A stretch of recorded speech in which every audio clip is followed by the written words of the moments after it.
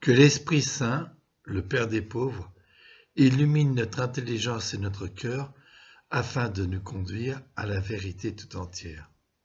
Amen. Le livre de l'Exode, chapitre 3, la rencontre de Moïse avec l'Éternel au buisson ardent. Moïse faisait paître le troupeau de Jéthro, son beau-père, sacrificateur de Madian.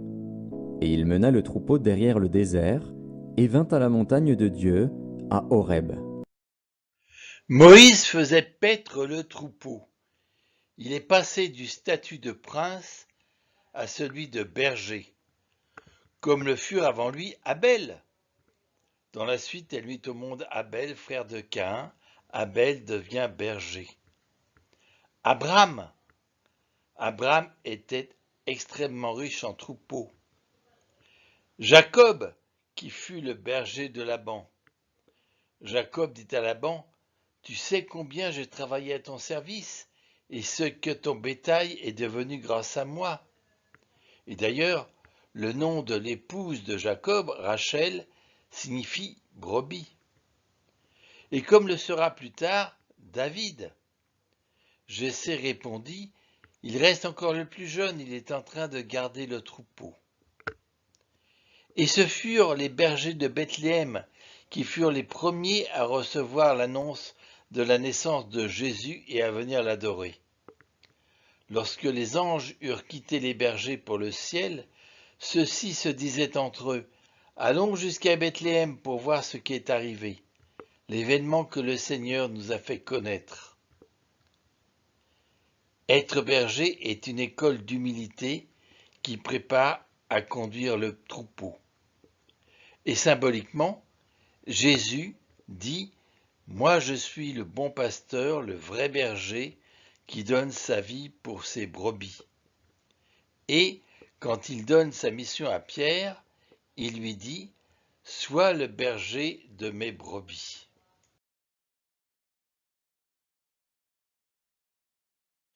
Jéthro est l'autre nom du beau-père de Moïse, Ruel. Il faut traverser toute la péninsule du Sinaï pour arriver au mont Horeb, qualifié de la montagne de Dieu. Horeb signifie désert, sécheresse.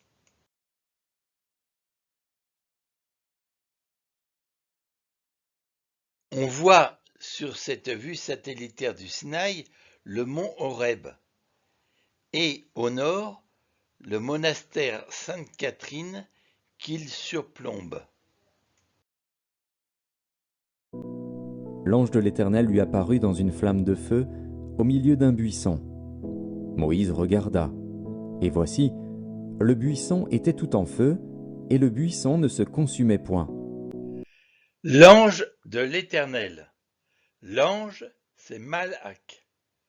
Le messager, l'envoyé, l'ange. L'Éternel, c'est le tétragramme. Pour les Juifs, le Seigneur se révèle progressivement par l'intermédiaire tout d'abord d'un messager. Car nul ne peut voir le visage de Dieu sans mourir, comme le Seigneur le dira lui-même à Moïse en Exode 33, « Tu ne pourras pas voir mon visage, car un être humain ne peut pas me voir et rester en vie. » Pour les pères de l'Église, l'ange du Seigneur, c'est le Logos, le Verbe, la parole de Dieu, le Fils. Par exemple, Justin de Naplouse, saint patron des philosophes, affirme « Ce n'est pas le Père, mais le Fils qui apparaît à Moïse dans le buisson. » Quant à Origène, il écrit « Cet ange du Seigneur qui apparaît dans la flamme est le Verbe de Dieu lui-même, car il est dit ailleurs, le Seigneur est un feu dévorant. » Une flamme de feu au milieu d'un buisson.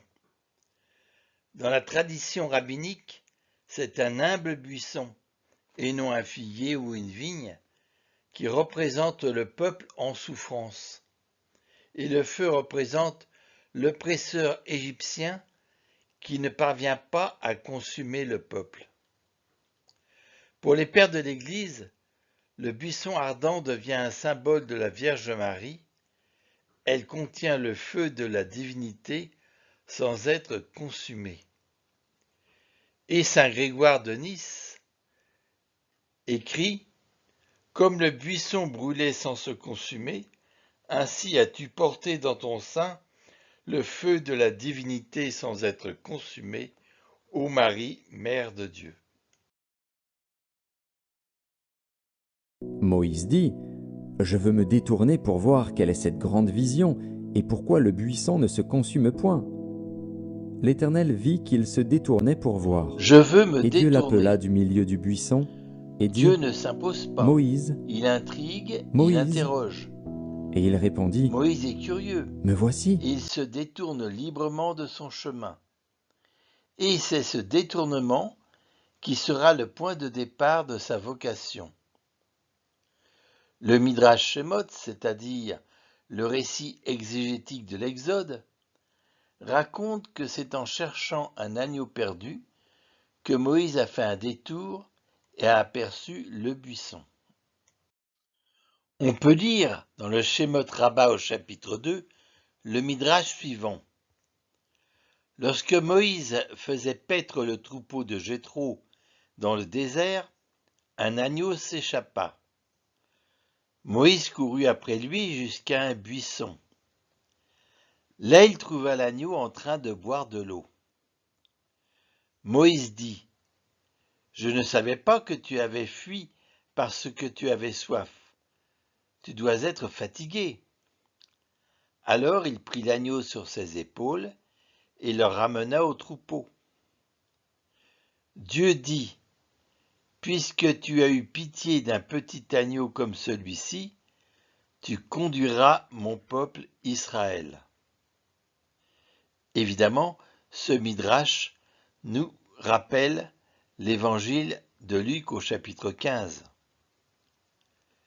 Si l'un de vous a 100 brebis et qu'il en perd une, n'abandonne-t-il pas les 99 autres dans le désert pour aller chercher celle qui est perdue jusqu'à ce qu'il la retrouve? Quand il l'a retrouvée, il la prend sur ses épaules tout joyeux.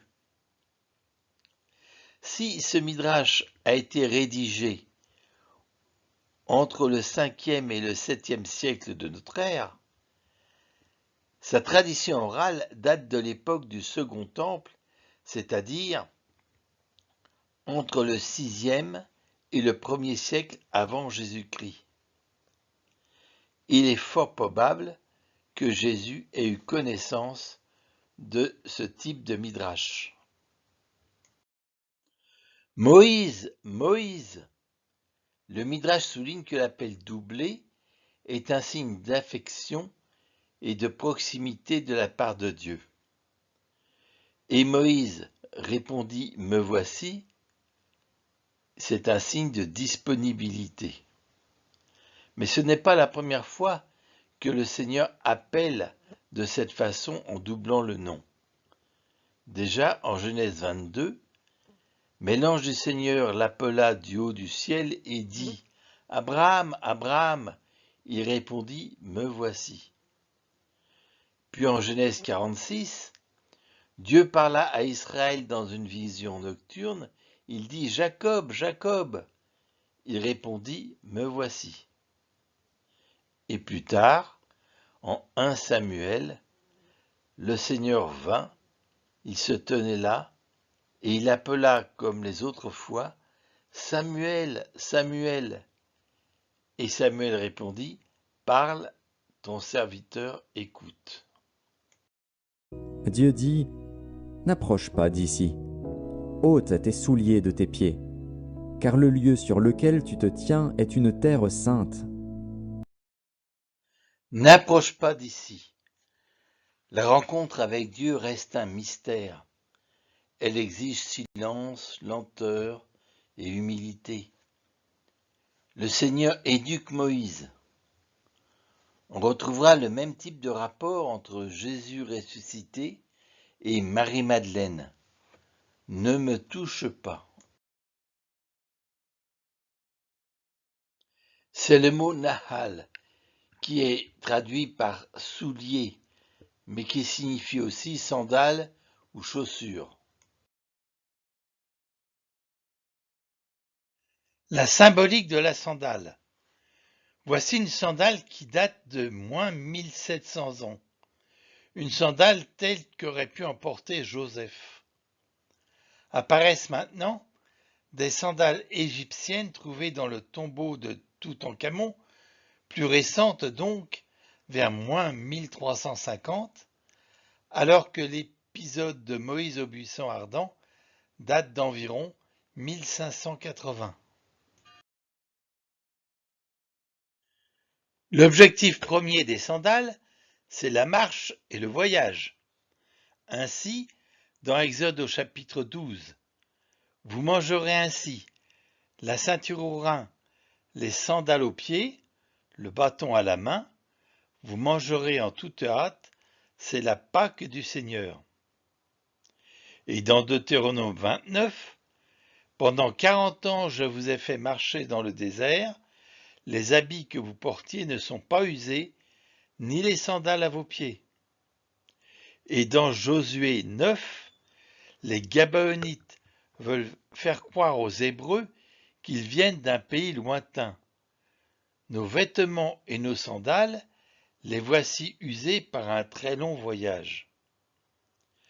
Quant à Jésus, quand il envoie ses disciples en mission, dans Marc 6, il leur prescrivit de ne rien prendre pour la route, mais seulement un bâton, pas de pain, pas de sac, pas de pièces de monnaie dans leur ceinture, mettez des sandales, ne prenez pas de tunique de rechange. Et dans Acte 12, quand Pierre est libéré de sa prison, alors l'ange lui dit « Mets ta ceinture et chausse tes sandales ». C'est ce que fit Pierre. Ou au contraire, retirer ses sandales peut être le signe d'un désencombrement. Ainsi, Jésus dit en Matthieu à ses disciples, « Ne vous procurez ni or ni argent, ni monnaie de cuivre à mettre dans vos ceintures, ni sac pour la route, ni tunique de rechange, ni sandales, ni bâton. » Et dans Luc au chapitre 10, « Ne portez ni bourse, ni sac, ni sandales, et ne saluez personne en chemin. » Ceci peut aller jusqu'à l'humiliation. Dans Isaïe, au chapitre 20, en ce temps-là, par Isaïe, le Seigneur avait parlé et dit « Va, détache le pagne de tes reins, enlève les sandales de tes pieds. » Il avait fait ainsi, marchant dévêtu les pieds nus. De même, le roi d'Assour emmènera les prisonniers d'Égypte et les déportés d'Éthiopie, les jeunes et les vieux, dévêtus, les pieds nus, les fesses découvertes.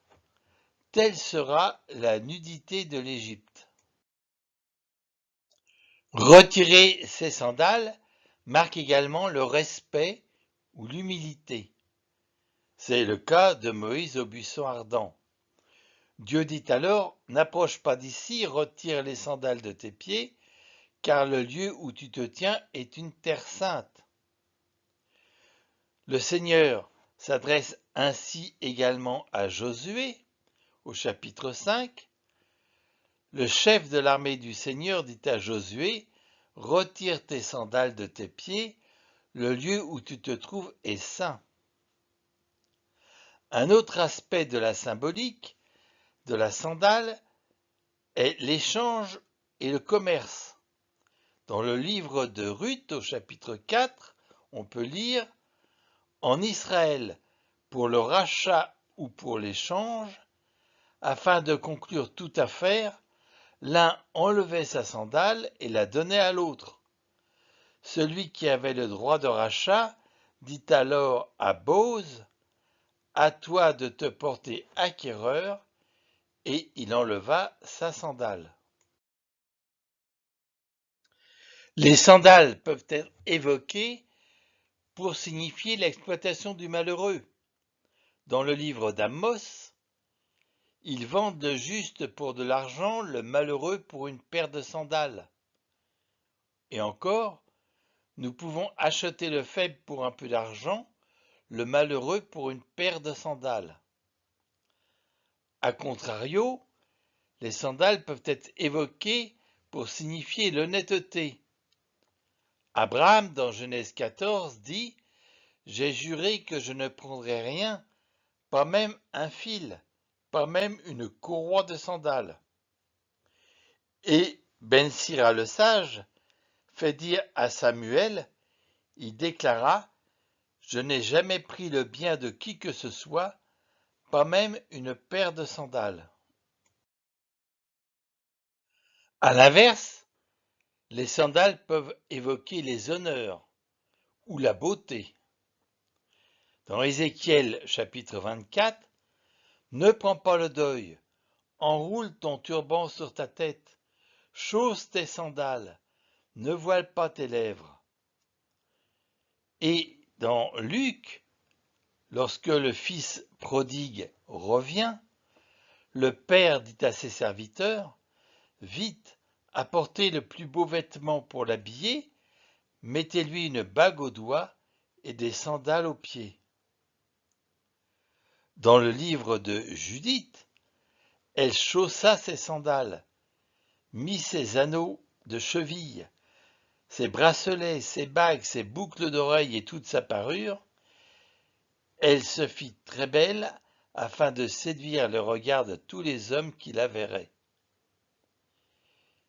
Et au chapitre 16, toujours de Judith, sa sandale ravit son regard, sa beauté captiva son âme, et le sabre lui trancha la gorge. Et de la beauté et la séduction, cela peut aller jusqu'à l'érotisme. Dans le Cantique des Cantiques au chapitre 7, « Comme ils sont beaux tes pieds dans tes sandales, fille de prince. Les courbes de tes hanches dessinent des colliers, œuvre de main artiste. » Ou bien, les sandales peuvent être symbole du refus du mariage. Dans le Deutéronome 25, les anciens de la ville le convoqueront et lui parleront. Il se tiendra devant eux et dira « Je ne veux pas épouser ma belle-sœur. » Alors, sa belle-sœur s'avancera vers lui, sous les yeux des anciens. Elle lui retirera la sandale du pied et lui crachera au visage. Dorénavant, en Israël, on l'appellera « maison du déchaussé ». Et avec Jean-Baptiste, au baptême du Christ, c'est tout cela à la fois. Les actes nous rapportent « Ce que vous pensez que je suis, je ne le suis pas.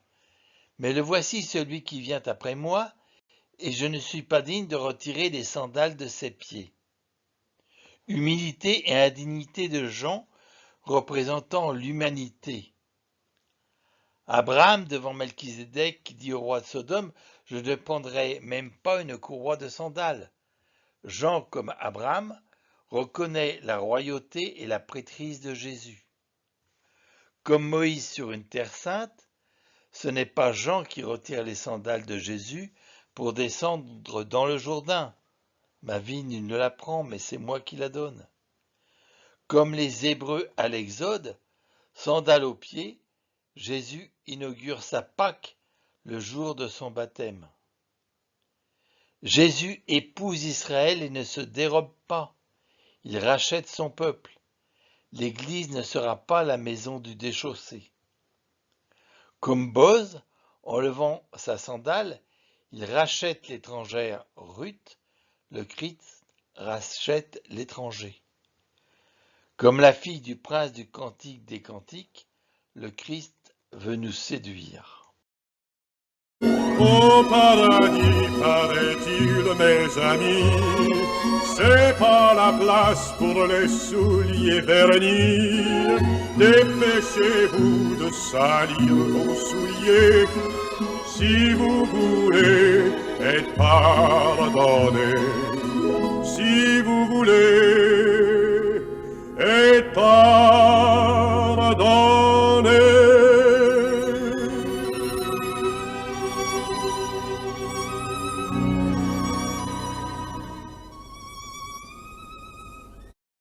Et il ajouta, « Je suis le Dieu de ton père, le Dieu d'Abraham, le Dieu d'Isaac et le Dieu de Jacob. » Moïse se cacha le visage, car il craignait de regarder Dieu. Dieu, c'est maintenant Elohim, le Dieu de l'alliance avec les pères. L'Éternel dit, « J'ai vu la souffrance de mon peuple qui est en Égypte, et j'ai entendu les cris que lui font pousser ses oppresseurs, car je connais ses douleurs. » L'Éternel dit, Dieu s'étant présenté comme le Dieu des pères, on revient maintenant au tétragramme. Nous avions vu au chapitre 2, versets 24 et 25, Dieu entendre, se souvenir, regarder et connaître, afin d'indiquer à Moïse sa mission. Maintenant, après avoir rappelé son alliance, donc se souvenir de son alliance, Dieu voit, entend, connaît. Dieu va agir. Je suis descendu pour le délivrer de la main des Égyptiens, et pour le faire monter de ce pays dans un bon et vaste pays, dans un pays où coule le lait et le miel, dans les lieux qu'habitent les Cananéens, les Hétiens, les Amoréens, les Phéréziens, les Héviens et les Jébusiens. Je suis descendu pour le délivrer. Dieu se rapproche de son peuple. Et Origène peut écrire « Le Seigneur descend pour libérer son peuple, comme le Verbe s'est incarné pour sauver l'humanité. » Et dans le credo de Nicée-Constantinople, nous disons « Pour nous les hommes et pour notre salut, il descendit du ciel. » Le pays où coule le lait et le miel. C'est la première mention de la terre promise où ruisselle le lait et le miel. Dans les lieux qu'habitent les Hétiens ou Hittites, les Cananéens, les Phéréziens ou Périzites, les Éviens ou Hivites, les Jébusiens ou Jébuséens, l'Armoréen ou les Armorites. La terre promise est déjà habitée. Cette promesse se fera au travers d'épreuves et d'histoires complexes.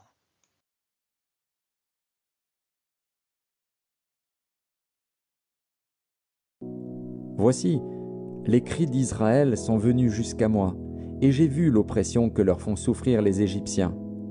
Maintenant, va, je t'enverrai auprès de Pharaon, et tu feras sortir d'Égypte mon peuple, les enfants d'Israël.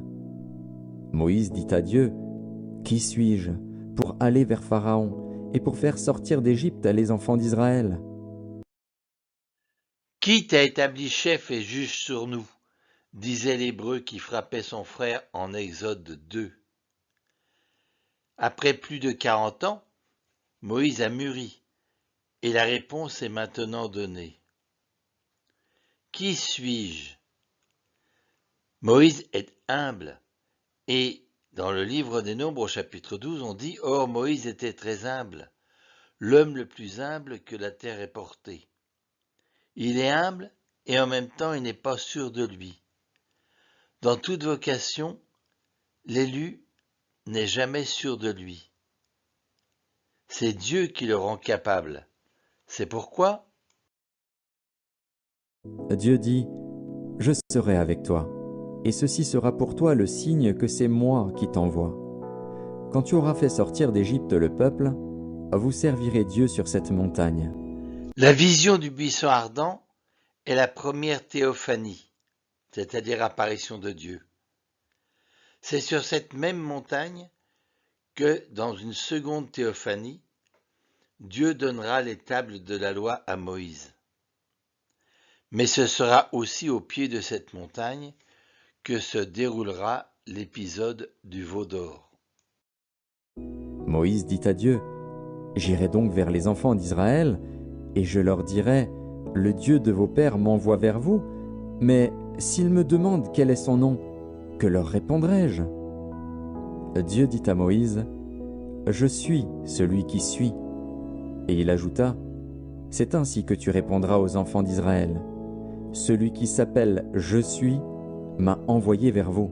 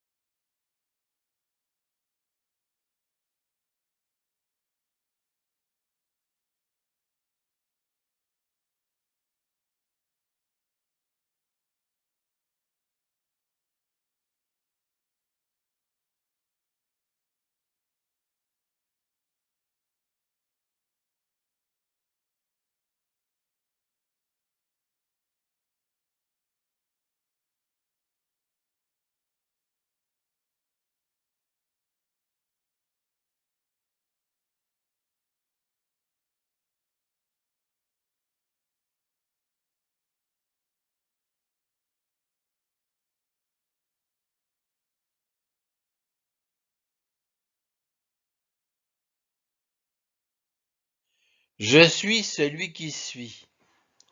En rouge apparaît le mot hayat, c'est le verbe être. Dans la formule je suis celui qui suis, le verbe être est au futur. On peut donc traduire je serai celui qui serait ou je suis l'être invariable. On constate que le tétragramme est un concentré de la formule je suis celui qui suis.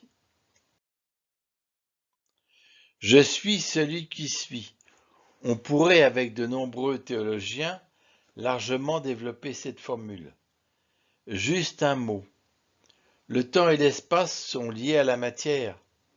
Dieu n'étant pas matière, Dieu n'est pas dans l'espace. C'est ce que l'on appelle le ciel. Et Jésus nous enseigne, notre Père qui est aux cieux. Dieu n'est donc pas non plus dans le temps, c'est ce que l'on appelle l'éternité. Et le psaume 89 nous dit, de toujours à toujours, toi tu es Dieu, à tes yeux 1000 ans sont comme hier, c'est un jour qui s'en va, 1 heure dans la nuit. Et en Genèse 21, Abraham invoqua le nom du Seigneur, Dieu éternel. Celui qui s'appelle Je suis. Dans l'Apocalypse, on va lire « Je suis l'alpha et l'oméga, dit le Seigneur Dieu, celui qui est, qui était et qui vient. » Ce qui nous donne la formule « Gloria patri et filio in spiritui sancto, sicut erat in principio, et nunc et semper, et in saecula saeculorum. Amen. » Et Jésus n'a pas peur de dire dans Saint Jean, « Amen, Amen, je vous le dis, avant qu'Abraham fût, moi je suis. » Ou, si vous ne croyez pas que moi je suis, vous mourrez dans vos péchés. Dieu dit encore à Moïse, « Tu parleras ainsi aux enfants d'Israël. L'Éternel, le Dieu de vos pères, le Dieu d'Abraham, le Dieu d'Isaac et le Dieu de Jacob, m'envoie vers vous. Voilà mon nom pour l'éternité, voilà mon nom de génération en génération. Va, rassemble les anciens d'Israël et dis-leur, l'Éternel, le Dieu de vos pères, m'est apparu, le Dieu d'Abraham, d'Isaac et de Jacob. Il a dit, je vous ai vu, et j'ai vu ce qu'on vous fait en Égypte, et j'ai dit, je vous ferai monter de l'Égypte, où vous souffrez, dans le pays des Cananéens, des Héthiens, des Amoréens, des Phéréziens, des Héviens et des Jébusiens, dans un pays où coule le lait et le miel. Ils écouteront ta voix, et tu iras, toi et les anciens d'Israël, auprès du roi d'Égypte, et vous lui direz, l'Éternel, le Dieu des Hébreux, nous est apparu. Permets-nous de faire 3 journées de marche dans le désert, pour offrir des sacrifices à l'Éternel, notre Dieu. 3 journées de marche. Cela évoque le sacrifice d'Abraham. Le 3e jour, Abraham, levant les yeux, vit l'endroit de loin. Cela évoque également Joseph qui retint ses frères au poste de garde pendant 3 jours. Et Jésus nous dit dans Matthieu, comme Jonas est resté dans le ventre du monstre marin 3 jours et 3 nuits, le Fils de l'homme restera de même au cœur de la terre 3 jours et 3 nuits. Je sais que le roi d'Égypte ne vous laissera point aller, si ce n'est par une main puissante. J'étendrai ma main, et je frapperai l'Égypte par toutes sortes de prodiges que je ferai au milieu d'elle. Après quoi, il vous laissera aller. Je ferai même trouver grâce à ce peuple aux yeux des Égyptiens, et quand vous partirez, vous ne partirez point à vide.